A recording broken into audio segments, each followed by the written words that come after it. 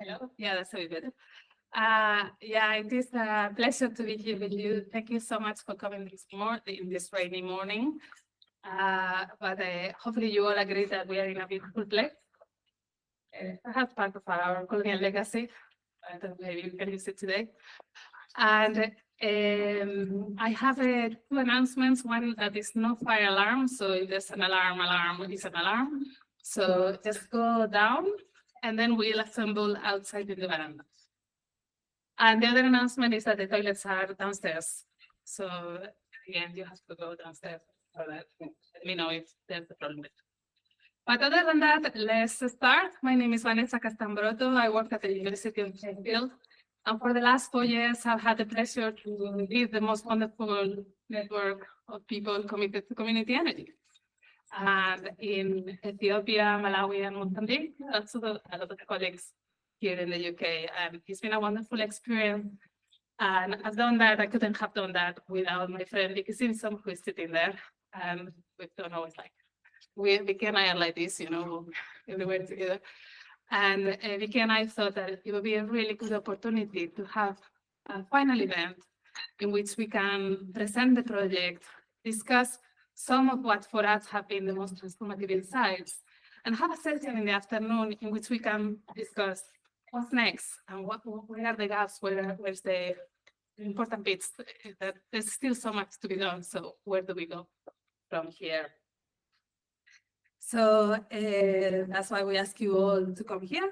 And also that's why we ask some other people external to the team to come also and share our findings. And I'm going to give a little presentation on, I don't want to go very long on it, but on the project, on the experience of the project. And then in the project, we've had three pillars really of action, three places, three kind of areas of strong impact. One which has been on regulations and policymaking, one that has been on the performance of community energy projects on the ground, and one that has been on gender policies and gender actions and positive action for addressing the gender gap in the energy transition. So we are going to talk about those three areas through the morning, and then we'll have the workshop in the afternoon. And also we have some of our colleagues, which we are at the end of the project, so we were not able to bring everybody, and also with issues and pieces and so on. Some of our colleagues are online, and also some other friends are online. So let me start that CSER started from this common objective to facilitate a long-term human-centered research program to study the diversity of community energy and the role in sustainable energy transitions in East Africa. And what brought us together really was the idea that community energy was really something feasible and was something effective. And still, we were not seeing it happening at a large enough scale to catalyze a transition, to really make a transformation for infrastructure systems. So that's why we formulated this objective and designed a research program around it. And for that program, we brought together a series of universities that in the countries of Ethiopia, Malawi, and Mozambique, and also in the UK, as I say. But we also brought with us a very important partner, SIM, which is a social enterprise. Eve is sitting there representing SIM today. And for us, it was very important that the project had a practical dimension, that we were imagining from the beginning, what would it mean to have community energy in practice, and perhaps even to create a laboratory, which is now being built in Maputo, Mozambique. And so that's why we wanted to work very closely with people who are actually doing community energy. And as the project advanced, we also started to enroll in our team different energy producers. So we have here two from Malawi, who will speak later, Arnold from the Mega Project, and John from the Chipopoma Project. But our idea is been really to move, start from within the academic debate, from the big gaps on our energy debates that we're having today, but also trying to see what they mean when we think about making community energy, when we think about community energy on the ground. So the fundamental hypothesis of the project is that the one thing that characterizes community energy is variability. So for that reason, we got into what forms of variability, what forms of diversity characterize community energy, thinking about the diversity of technologies, systems of provision, the diversity of ownership models, whether they are private, cooperatives, social enterprises, associations, other forms, but also thinking about community itself as something that is characterized by its inherent diversity, and adopting intersectional perspective to understand how within a community you have different people with different interests, with different relationships of power, with different ways in which they interact with the system of energy provision.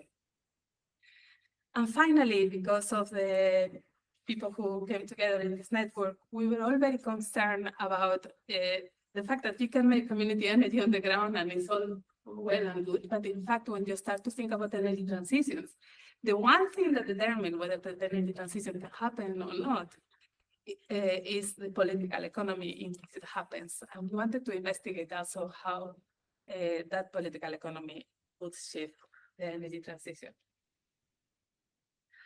So let me focus on this question. And obviously, I don't want to make a very long presentation, but just let me focus just on this. Community energy and just energy transitions. Where is the nexus? Because you could say, oh, maybe we can make investments in urban electrification or in big solar parks. So why focusing on community energy? And perhaps one of the inspirations for me is the fact that climate change is here, it's with us, it's something that we are already facing in everyday life, and it needs a response. And of course, this response has to be urgent, deep, radical, and so on. But where do we start? Obviously, perhaps Greta Thunberg, somebody who has inspired many of us. And she wrote, among the many wonderful things she ever said, she said, avoiding climate breakdown will require cathedral thinking. We must lay the foundation while we may not know exactly how to build the ceiling. And in a way, community energy is about laying that foundation. It's not only about delivering. Each project makes a difference, of course, and we know that each project makes a difference to the people who live with that project. But when we think about the energy transition, the importance of community energy is in how it transforms our ideas and our models about what electricity infrastructure or energy infrastructure more generally is, and how it can work, and how it has to relate with the users and consumers that receive that electricity, and how it has to relate with the structures of governance in which the energy is inserted. And that's when we start rethinking all that, is when we start laying those foundations of that enormous cathedral that is going to be this new energy transition. And that requires a long-term vision, which requires to say, what can we do today that is going to create a profound transformation? We may not have the vision of that full transformation in our heads, but we can have some idea of how we can shape that vision. And the other principle, and this is from a very recent kind of policy assessment that Joe Sukona has led about the just energy transition in Africa, and some of the co-authors of this report are with us as well. But in this report, they write, new energy systems need to be powered by a large diversity of factors, not least common good oriented and non-profit, maximizing entities such as households, farmers, cooperatives, community associations, schools, universities, hospitals, and other public service entities. And I cannot emphasize how important this diversity of factors is for the energy transition, the rethinking of the responsibility for the energy transition. Because for too long, we've been thinking that, particularly, guided by very important agreements like the 2015 Paris Agreement for Climate Action, we've been focusing on national governments, and rightly so, because national governments may have the agency to do a lot of these changes that we need for the energy transition. But there is so many other actors, and we start to see really strong calls about the importance of the private sector in the energy transition, about the importance of local governments, of national governance, But that extends there. And community energy offers an opportunity to rethink the role of many other actors in this energy transition. So for us, these were the 2 points of departure why the energy transition, why community energy was so important. And the other revelations during the project was that we started perhaps at the beginning of the project with a very narrow conception of what community energy was. And for example, when we talk about making an energy lab in Mozambique, which initially was supposed to be in Maputo, but we were really conceptualizing as a mini grid. We are going to build a mini grid in Mozambique. But then, as the project developed, we realized that there were different ways in which we could relate this idea between community and energy. And the question is whether an energy project can put community at the heart of the energy project, whether it's to manage or maintain the project, whether it's to shape the distribution benefits. In the end, there are different ways in which this can happen. And perhaps sometimes having narrow understandings of community energy as a microgrid may limit the very possibilities, which is exactly what happened to us in Maputo, in which we end up doing a very decentralized project with solar lighting and kiosks where people can, renewable kiosks, where people can charge their mobiles and their devices. So one of the things that also has inspired us from the beginning has this idea that community energy has a diverse of benefits, and that sometimes the focus is only on providing access. And that's really important because we know community energy and off-grid projects more generally provide solutions to facilitate energy access in areas where the network is not going to reach. And remoteness is a serious problem for people to access electricity. So it provides a specific response to those problems. But we shouldn't think that that's the only problem that it solves. In fact, community energy has a range of benefits and has a range of conditions in which it can be applied. So, for example, our colleagues in Malawi have really made a strong effort in linking community energy with productive uses of energy to actually use community energy as an engine to support local economies and have a diverse range of benefits locally. Then, of course, there is all the range of social benefits that community energy has, creating new systems of governance, and we have some evidence from the projects we work with that community energy sometimes may create exclusions because of the dynamics of a particular community, but in general provides access to energy to people who would be extremely marginalized. And of course, there is the question about how community energy provides avenues to introduce renewables and to facilitate the acceptance of renewables, hence directly addressing the climate emergency. But perhaps the aspect that we focus most in our empirical research has been particularly led by our colleagues in Loughborough, which have been Longsento and Harshit Balecha, has been the question of resilience, how community energy is specific to create forms of resilience and resilience of the community, of the energy system, not just making the project more resilient because it has greater acceptance in the community and because the community can maintain it through time and therefore it becomes more resilient, but also creating community resilience, improving the forms of capital that the community lives in, like whether it's institutional capital and social and economic capital. So this range of benefits have been something that has inspired us through the project.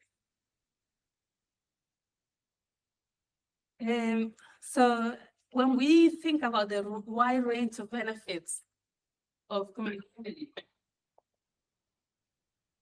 the question is also how those benefits actually advance the just energy transition. And we can think about it in three ways. We can think about how justice is advanced within the community energy project itself, so that we do energy transitions in a place, but while advancing justice, for example, improving the distribution of benefits across the community. enabling creating more transparency, recognizing the differential needs of different members of the community, making tariffs adaptable to the community. But also, we start to see that the community energy can also advance the just energy transition between community energy projects, creating new institutional settings in which community energy will thrive.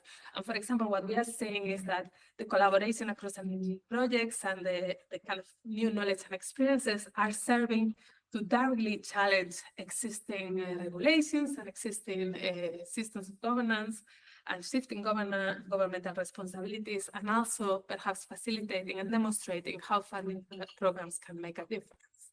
So also inspiring donors to create new forms of funding that can deploy a different kind of project in the energy transition. And finally, community energy also advanced the just energy transition beyond community energy projects. Why? Because it creates new opportunities to think about the energy transition. It changes our thinking about what the community energy transition is. It enables communities to claim autonomy and therefore rethinking what the models of infrastructure are. But the key crucial question that has been really important for us is particularly in thinking about community diversity and about thinking about the different forms of vulnerability and marginality that people face, has been how different forms of discrimination are acting within the energy transition. So the energy transition is never a neutral thing. Every project, every renewable energy project is not intrinsically good if it's not developed taking into consideration who is impacting and how differential impacts of those projects are taking place. So our project took this intersectional approach, which we summarized in these two principles. The first principle is to recognize people at the receiving end of diverse forms of institutional, structural, and cultural discrimination that prevent their flourishing. So you cannot do any project, community energy or otherwise, without thinking about that discrimination. If you don't think about that, the project will not be just. And also, not to victimize anybody, but to really recognize people as active agents in charge of their own futures, rather than as passive receivers of the benefit of a given community energy intervention. So everybody who is there has to have a role in play, has an agency and can have a role in advancing community energy. So moving beyond the characterization of communities as passive agents, but just thinking about them as dynamizing and even living agents has been very important for us. So just to finish, I wanted to just give you like a very quick overview and boasting a little bit. I mean, it's our last meeting, so apologies. Maybe it doesn't look humble enough. But yeah, we are incredibly proud of the different things. So of course, we have an extensive body of outputs demonstrating our contributions to knowledge. We have there's a lot of journal articles. If you go to our website, so which is czetproject.com, then you can see the range of outputs. I think we still have to do updates so that there's of course our book, which has been a truly example of teamwork, also defying conventions of the colonization of knowledge, really trying to challenge who has the right to have an account of community energy and bringing all kinds of diverse voices from our network. We've had some contributions on energy justice and so on. And if you look in our website, you will also see that we have a range of briefing notes and policy reports. And our last edition is which I have to format and then I upload tomorrow or early next week. We'll send you the link. Are two new briefing notes, two new policy reports written by Adam Mills, who's in here, and who really look into the barriers to community energy and give a series of policy recommendations really targeted to different stakeholders, including governments, donors, and managers, and really clear things that can be actioned today to make community energy possible and to put community energy at the center of a just energy transition. And the other thing that Aram, and maybe you have a chance to talk with him over coffee, you can discuss with him, has proposed, is the idea that we have to twin community energy projects across the UK and other countries. Specifically, the review focuses on Africa because of the examples used, but showing the range of benefits that you can have by working across countries and by putting aside these distinctions of global south or global north or developing and developing, that sometimes they're useless to really think about collaboration and to really think about how to maximize the resources to make the energy transition a reality across countries. But for me, really, what the project has been a project about creating capacity. I cannot tell you how much my capacity has improved through this project. I've learned so much. It was every meeting, we had 2 conferences, but we also had so many policy meetings, events. We also participated outside this massive conference in Mozambique about renewable energy, organized by SLB, and it was absolutely wonderful to see everybody growing within the team. Our project has always been integrated by all kinds of people at all levels of development, their career, and yeah, it's been really fun to see you all growing through it. So, and also, I want to think that we've created further capacity by interrogating the educational system. So a big kind of work package was focusing, led by our colleagues in Addis Ababa, whose leader Getachew Bekele is online, is looking at education and looking at whether the current systems of education provide the skills needed to deliver a just energy transition, and concluding that perhaps they are not, because there's not a lot of practical training and a lot of training in renewables, but also because there's a massive energy gap, a massive gender gap. And we see that there's not enough women technicians and women engineers being trained. So this is something that within the network we want to focus in our further research. And there are other ways in which capacity needs to be developed. But yeah, we'll talk about it. And finally, I would say that because our funders were the Global Challenges Research Fund via the Economic and Social Research Council and UK Research and Innovation, for us has been very important to really link specific actions that could create impact on the ground. And whenever we've seen the opportunity, we've grown with the project and trying to create those forms of impact. So one way we've been really, and those have been the three kind of strategies that coming out with the findings of our project, we identified as ways in which we can transform the role that community energy plays in the energy transition. So, of course, we've been thinking that we have to challenge the political economy that is happening within the sector. We've been trying to find ways to influence regulations and to influence the ways supply chains is really one of the key issues that is perhaps limiting the way community energy projects develop. So we've been really trying to work on those. But we've also been trying to work directly with community energy producers, with community energy managers. And because what we've discovered through our research is that many community energy projects start with a grant or with some external support, donor support, but the big challenge is one of sustainability, of delivering the project over the long term. And sometimes there are particular junctures in which you can support that project. And finally, they're really thinking about the forms of discrimination that are affecting the energy transition and thinking about particularly gender, which is just one form of discrimination, but one that really helps you unpack the different forms of discrimination within the energy transition. So just to give you some examples, lastly, reduce the work that we'll talk about later.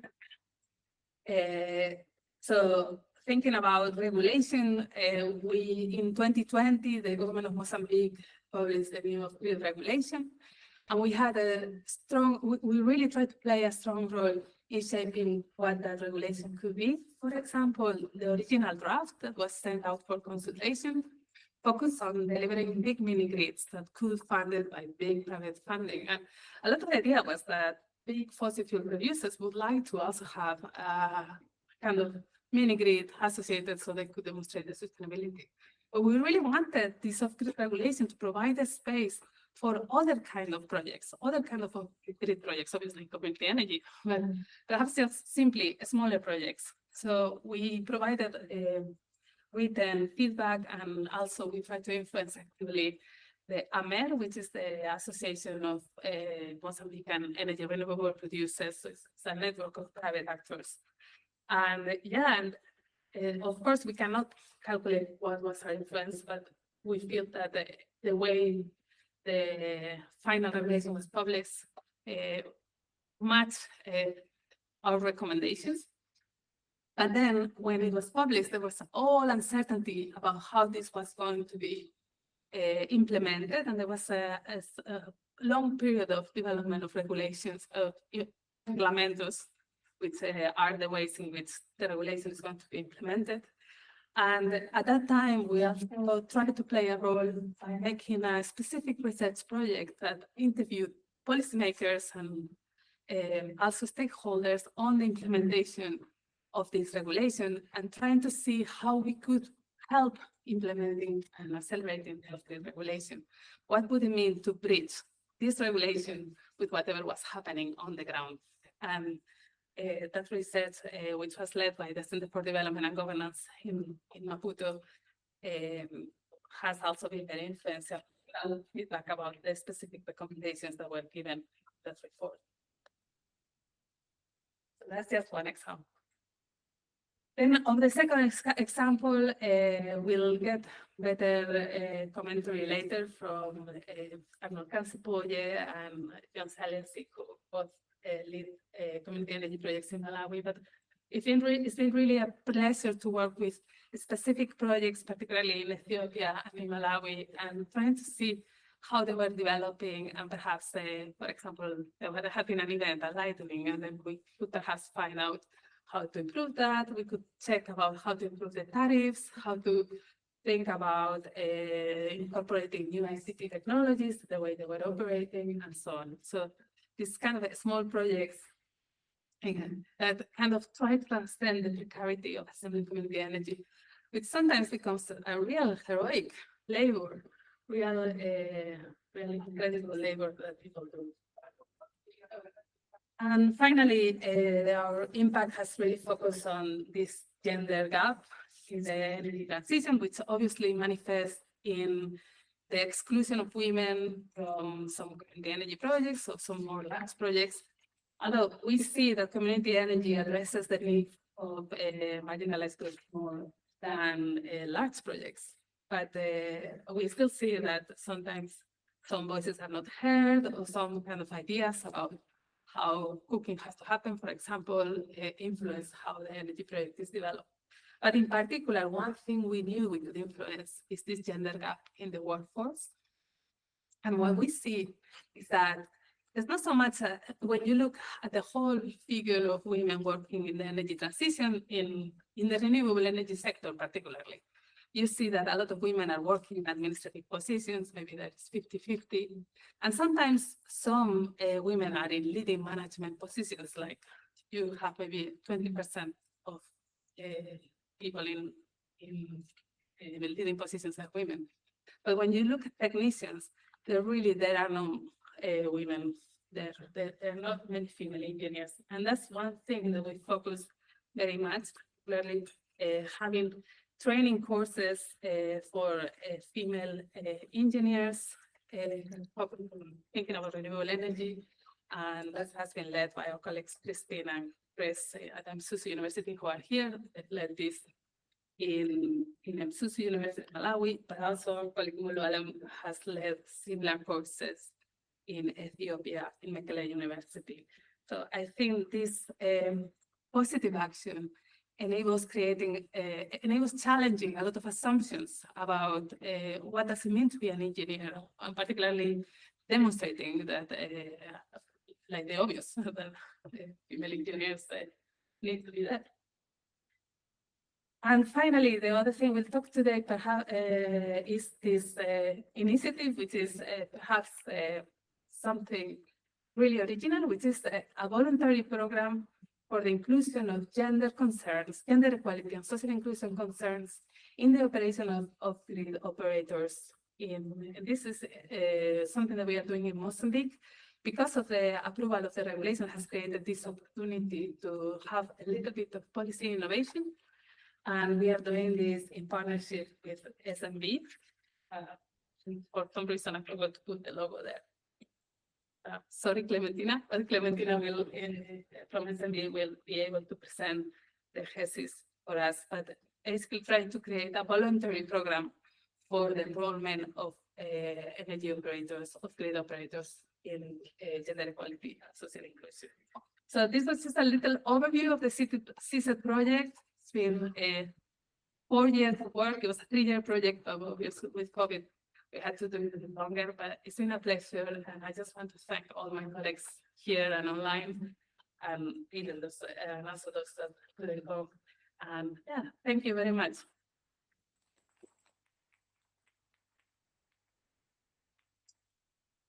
And next, we are going to have a presentation by, oh, I have to find my.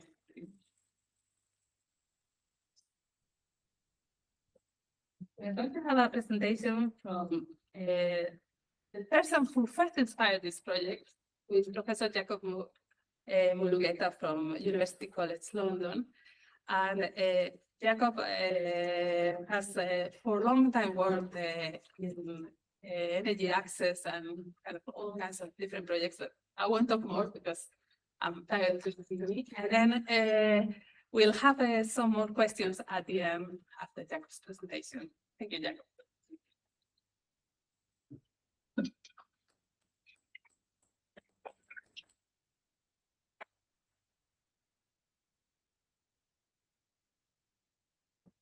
Looks like the photo has disappeared. I don't know what happened.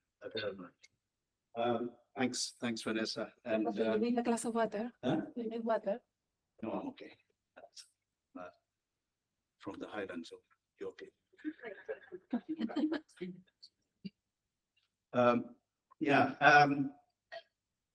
Well, I mean, thank you for this really nice presentation. I mean, in many ways, you know, it took us back now 4 years, yeah, since this project began, and or rather, should I say, since this journey began, and it's not going to stop here. I would think.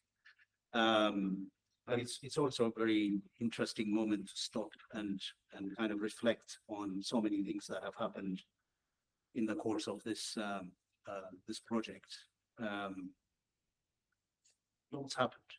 We know that, you know, COVID happened, so all of this work was happening under the shadows of a really difficult period where we were all isolated, but somehow we found this community as well from. And we all looked forward to having this interaction. Of course, in between, and we also saw war. I mean, you know, Mulalam is here to as a witness to what has happened in Ethiopia. So it's nice to have him here. We didn't think that he would make it out, but he's here, and also, I mean, to Getachew for providing, you know, the kind of support that Mulalam and other Ethiopian colleagues were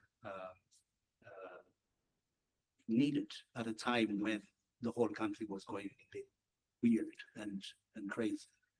And the good thing is that, you know, this so we had very good people working within this project, and of course, you know, a lot of that wouldn't happen without the type of leadership that Vanessa provided, and of course Vicky as well. I mean, it's not just about, you know, we didn't treat this just like any other project, but rather a place where we felt comfortable to be able to discuss quite difficult issues, you know, such as the one that Mulalam is going through, but also to provide the type of support that's needed. So, I mean, thank you so much for your humanity, to be able to lead a project, a difficult project, but at the same time, to be making sure that we took care of each other. I mean, I think in trying to sort of talk about community energy, which is always a tough one because nobody has objections to community energy. We all want to see that. But the challenge is, what does it mean? What does it look like? And what does it take, to be able to put together a community energy that that looks, well, from the outside, it looks sustainable. It's it runs itself, and it works. And I think we don't have that many examples. We do have plenty of examples throughout history, but when we look at this moment now, we don't have that many working examples. We have aspiring examples. I know there are some interesting things happening between Strathclyde and Malawi, partly because Strathclyde University has been present in Malawi for a long time and has been able to build on that kind of track record. But we don't have that many examples, partly because the policymakers, I think, are very much, removed from it. They talk about community, but not community energy. So I think, we are in this interesting kind of space. But I think perhaps, as a way to kick this off would be, energy transition, for it to be transformative, we have to recognize, or perhaps our starting point ought to be that the current energy system is unjust. I think that has to be the kind of departure point from which we can start talking about the question of justice in our energy systems. So all sorts of injustices, the ones that Vanessa talked about, intersectional injustices, are very much, embedded in the current energy system. And I think that's the spirit with which, I'm going to sort of talk about this and lean on a couple of pieces of work that have been done in the course of the past few years. So I think one of them, I mean, Vanessa very briefly touched on it, is this Just Transition and Climate and Energy Development Vision for Africa. This is a report, piece of work that we'll put together. There's nothing new in it. I mean, it's not saying anything remarkable. But what was interesting about it is that this group has been meeting for the past 10 years, on and off. But over the past 2 to 3 years, we have been meeting every week on Friday mornings, kind of, brainstorming around what are the key issues in Africa, what do we do, and so forth. Instead of talking, let's do something here. And this was really a report that came together as a result of our sort of collective frustrations about how, the policymakers are not pushing this, or rather, what do we mean by just transition in the context of Africa? And I think, quite a lot of our discussion took us back to that whole question of injustice, a kind of the injustice that's very much, embedded not only in our energy systems, but in the wider sort of economic relations that Africa finds itself in. So we have certain realities which will have its impact on, on the way, on the character of community energy in the broader sense. The first is that, is the 3 countries that we're talking about have huge external debt. And this is not something new. Of course, some of the, many of the countries had debt relief at some time, in 2005, 2006, but they're back in it again. So there must be there is no habit of countries wanting to be in debt.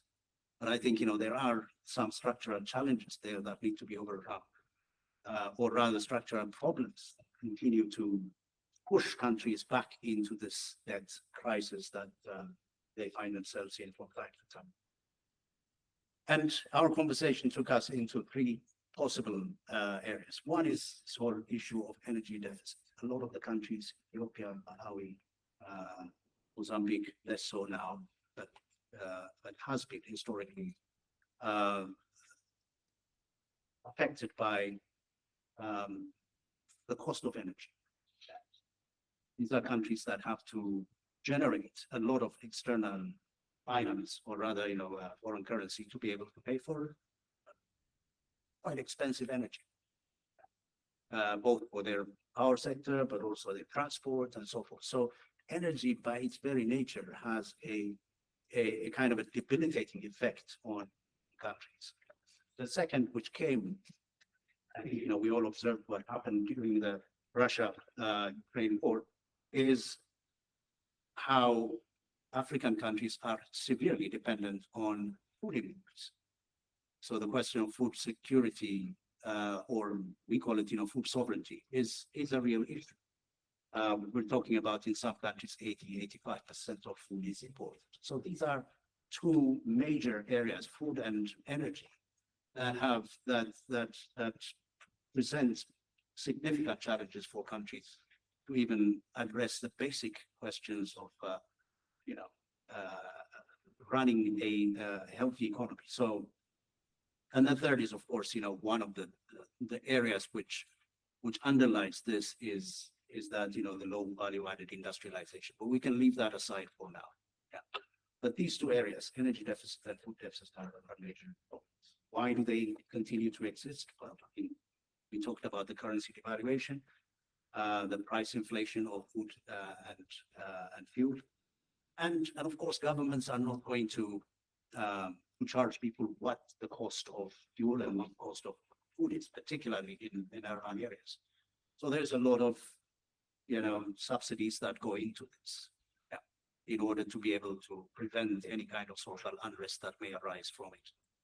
So I think, the key structural deficit problem that African countries face and have faced throughout is this kind of, this post-colonial type of economy, where you have, high imports and low exports. Just to have a look at, Malawi's trade imbalance, you could see here, for instance, imports are very much, dwarf what the exports are. And this is something which is reproduced right across many of the countries. Now we hear that Ethiopia's currency has been floated. What is it now? About 125 for dollar. So that's like literally it's doubled over the past year, and it's expected to continue in this trajectory. But anyway, I think, so this is the common feature that we see. And I think I am talking to the people who know this already, but just to give us a reminder that there is this important feature that underlies a lot of what we are trying to deal with. And so you could argue that, there is a kind of a new, colonial net wealth extraction. And so, this has been going down. The net resource transfers from from south to north has continued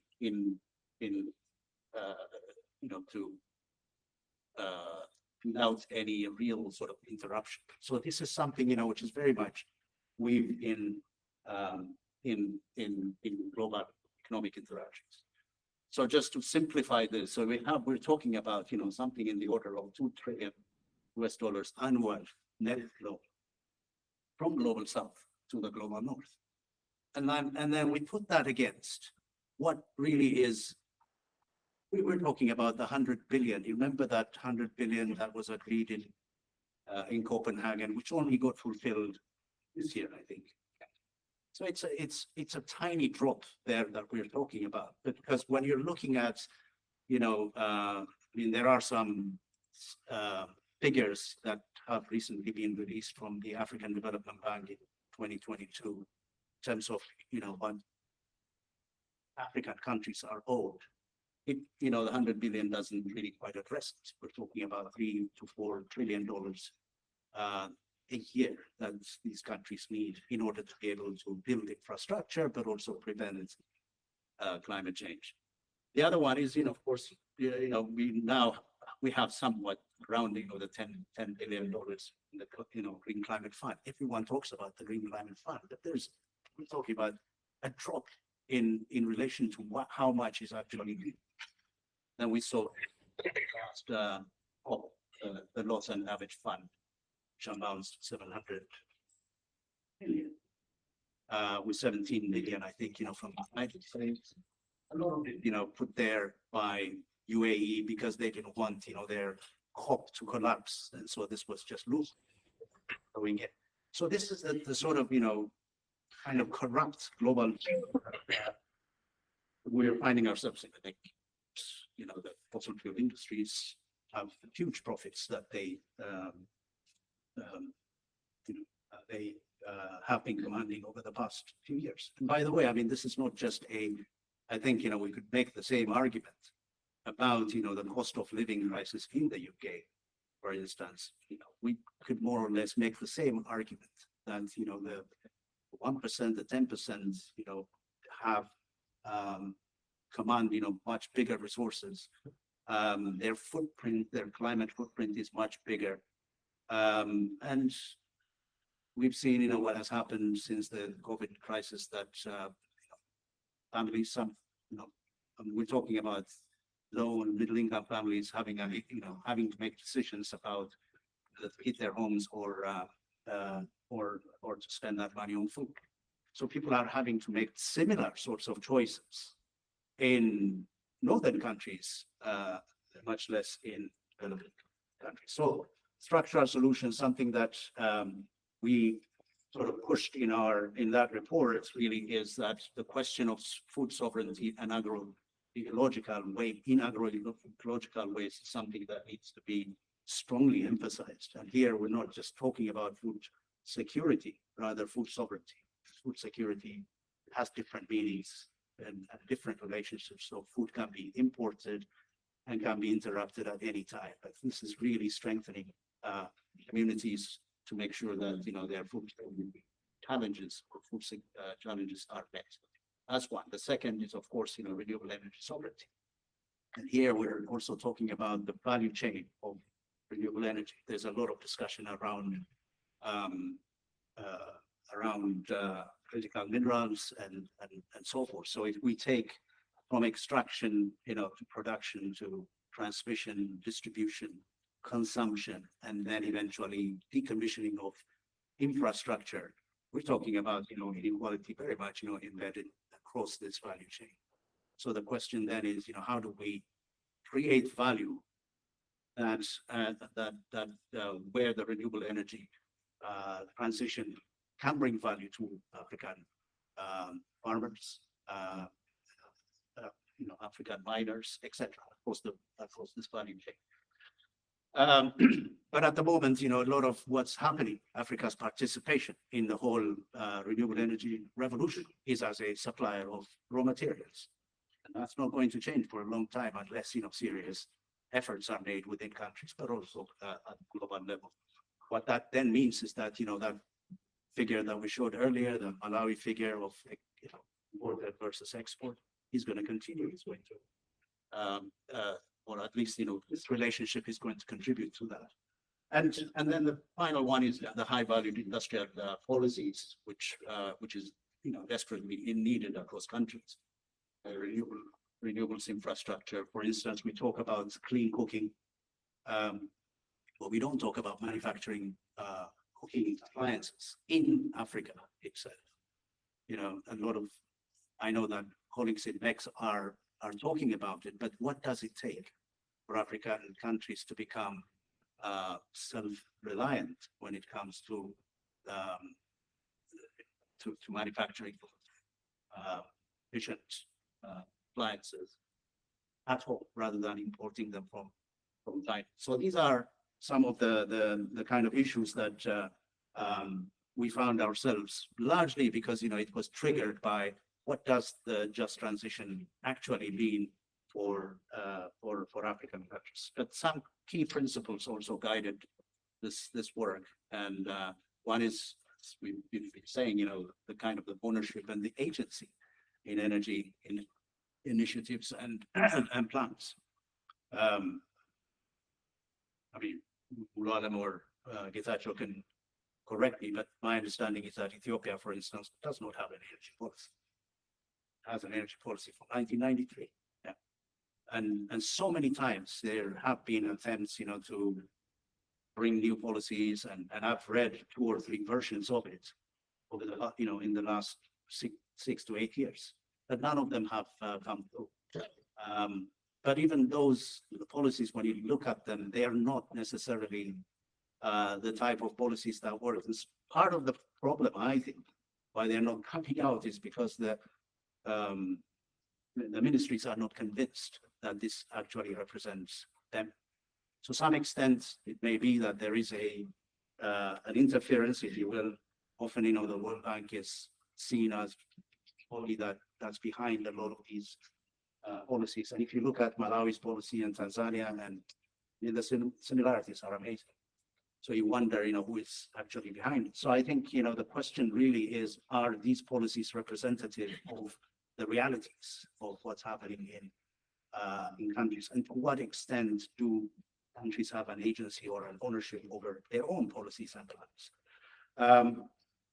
And I think, and then the other issue is, of course, how well are they integrated into the social as well as economic plans of the country? We can have an energy policy that stands there by itself, but it also needs to somehow speak to the development reality of the country. Is there some level of participation in terms of policies, in terms of decision making? And I think these are some fundamental questions that we have to raise when we talk about the energy transition in the African context. And then the final issue I would say on this is, and this is something that Vanessa, you spoke a moment ago, is that we are moving, from a kind of a centralized type of, or we could rather move from a centralized system to something which is in some ways representative of the new technologies that we have in place. In the past, you have this kind of highway style of power generation, and of course, the hope is that somehow the wires end up, reaching homes at some point. Yeah, you hear about, well, universal access by 2040, universal access by 2050. Those sorts of figures, we hear them. Yeah, when it comes to African countries, and part of that is just the way in which that we have a sort of an inherited, if you want to call it that, in colonially inherited energy system which is at play. Very much, centralized, fit for purpose in many parts of Europe, where you have a heavily urbanized sort of population. But when it comes, to Africa, and so many countries have tried rural electrification with really genuine attempts, but it just was not feasible to be able to electrify every household, which is so far away from transmission lines. So I think, the new technologies offer the possibility to create a kind of a community type of a pathway. And here it means that, the participation of producers, and you could have a lot more producers than what we've had in the past. So in some ways, whether we could call it democratization or, or opening it up to a much wider set of actors, nonetheless, we're going to face a slight, somewhat of a complicated, but also an interesting picture into the future. Yeah. And that's something, which we discussed in that report, and very much in line with a lot of the work that we've been doing here. And I think, even when we're talking about community energy, there's a tendency to somehow, well, we need to have a community in place in order to be able to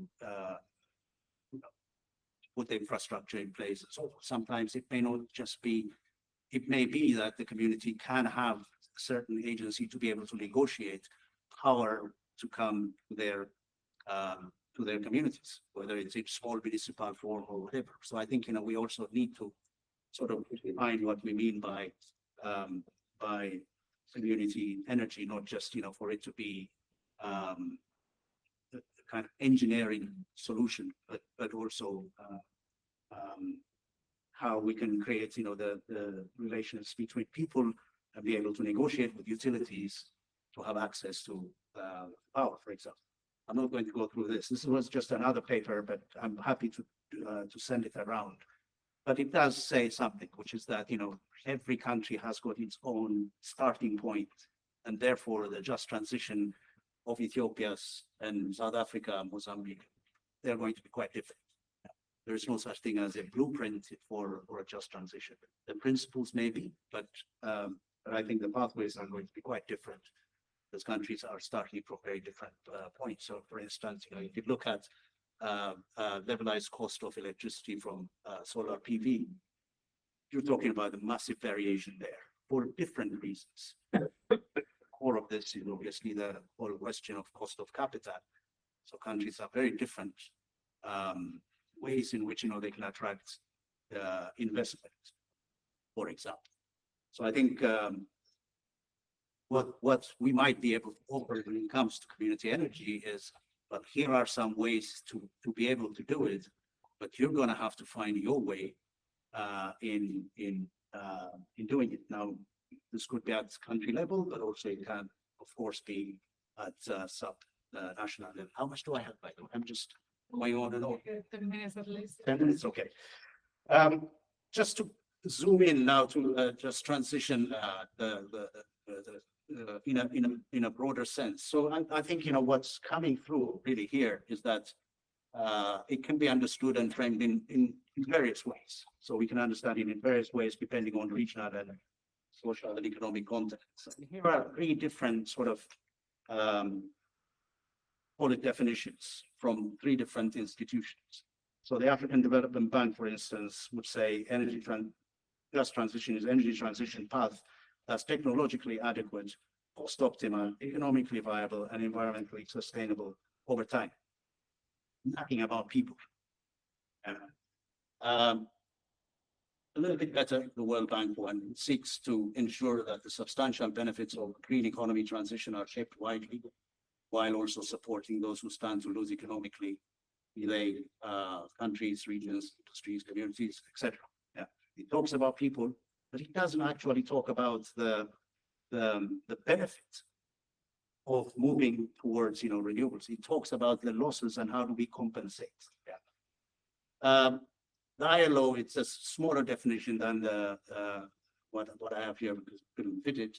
Greening the economy in a way that is fair and inclusive as possible to everyone concerned. So we have, you know, these three massive institutions define just transition in very different ways. And of course, each of these have got access to policymakers across Africa and Asia, and are able to influence the, you know, the discourse around energy systems and what sort of transition policy countries should adopt. So they have massive influence in what they say. So, for example, here, this is just a slide I stole from my daughter. So she's done this kind of mapping of UNEP as its main sort of entry point is in distributional justice and restorative. I think we all know what we're talking about: distributional and restorative justice, and recognition justice, as well as procedural justice. Just different kind of ways of looking at, you know, different lenses, you know, for the whole question around justice. Yeah. But what's interesting is that the UNEP, for instance, you know, as distributional justice, the same with African Development Bank and IRENA, and hardly not much, you know, when it comes to procedural justice. The procedural justice is where where you set out the framework, where you set out the spirit of the decisions that are made. The ILO, for instance, it's, you know, there are a few countries that somehow correspond in their policies, that is, the ILO definition of transition. Whereas, you know, most of the other countries tend to be scattered around. They don't quite take these deeper, you know, questions around, you know, the fair process. Do you have a fair process? You know, how participatory has it been? to what extent do you have, let's say, civil society members participating in shaping decisions and policies and so forth. So I think that's quite interesting in the sense that countries end up sort of moving towards the types of definitions or the types of frameworks that actually appeal to their own way of doing things. You can understand why Barbados, for instance, would have that. It has a fairly progressive leadership, and the same with Colombia, South Africa, and so forth. But what I found quite interesting a couple of years ago, working with the colleagues at the African Development Bank, is we were sort of trying to make sense of just transition. And to be honest with you, the definition of just transition, at least within that context, was really talking about the North-South relationship, in the sense that the argument, which is that the North is the one that trashed the climate, and therefore it has to take responsibility. We will have to develop our gas because we have no other means.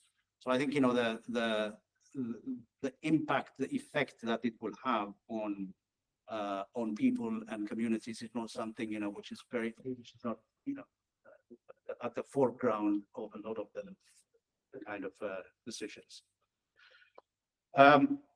So I think what one could argue is that based on what Vanessa was talking about, and even looking at the different framings of the just transition, you could argue that something closer to the ILO type of definition, or perhaps this one, which is the Climate Justice Alliance, which talks about how do you move away from extractive economy to a living economy, makes a lot of sense. If we use this kind of framing, then we can actually make some sense of community energy. If we're taking let's say the multilateral development bank's definition of stand no chance, because that's an issue which is not something that they would finance for a start.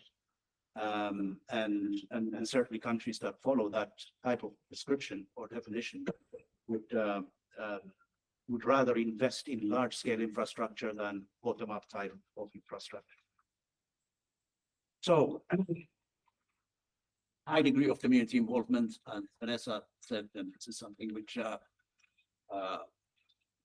colleagues have written about, and of course, projects where communities exhibit high degree of ownership and control, and how well do they benefit collectively from the outcome.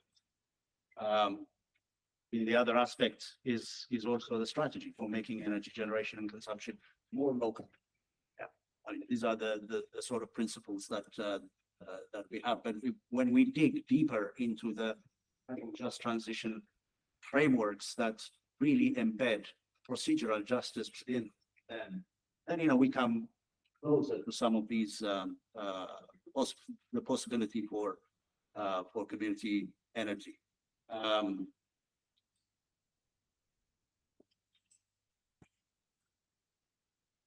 And then I think also history gives us a little bit of a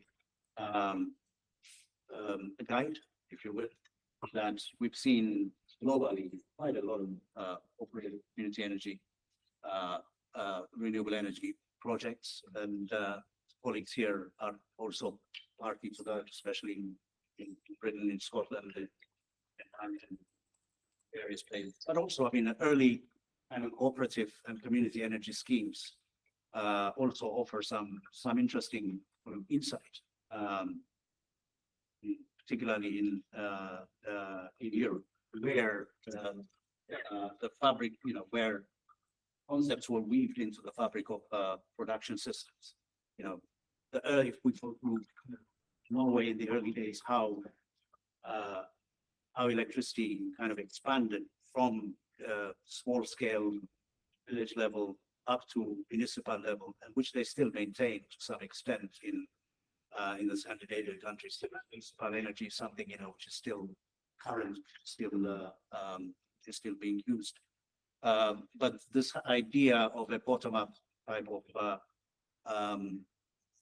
energy production is something, which has been around. So there's a lot of lessons there that we can draw. Of course, the context and time is different. In the US, in the 30s, Rural Electrification Administration, where loan applications were, from cooperatives, farmer-based cooperatives, also drove the whole rural electrification agenda of the 1930s. Many examples, interesting cases there.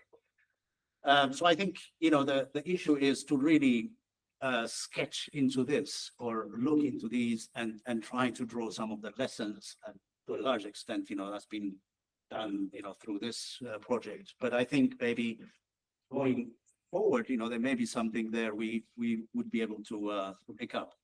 So community approaches, lessons from early cooperatives, of course, inclusivity and collective decision-making and bargaining power. How do you create those sorts of cultures within, rural communities in Malawi, in Mozambique and Ethiopia? What type of, negotiations, what type of arrangements work in different contexts? Those sorts of issues would be, areas to try and explore. And this is my final slide. We need the policy. At the moment where looking at very weak policies and institutions, and particularly towards community energy, doesn't quite feature in policy documents as far as any of them. If you look at most of the policies tend to be, how do you drive large-scale investment? How do you attract large-scale investment? To the extent that we're talking about cross-regional type of energy trading. So that's the sort of the scale of the conversation that we have, and the idea of community energy has to be brought into that policy conversation, and hopefully some of the work that CISET has done, at least in those three countries, could find its way in. The financial incentives are important, of course. As you all know, whenever we talk about energy, every conversation goes straight to the whole question of finance. I always wonder, whether you're at the COP or whatever, you start talking about energy, and then the big question is, well, who's going to finance it? One wonders whether this was the type of conversation that we've had historically. I don't think, that was the case. There was never a question about wanting to find infrastructure for social and economic development. Certainly not in the emerging economies, and certainly not in the northern countries. But when it comes to African countries, this seems to be the real stumbling block. And I think, there are also finally lessons from non-energy community initiatives, lots of cooperatives and community-based water and agriculture programs that one can actually learn from. How did they do it? What were the institutional setups? What sort of legislation? What sort of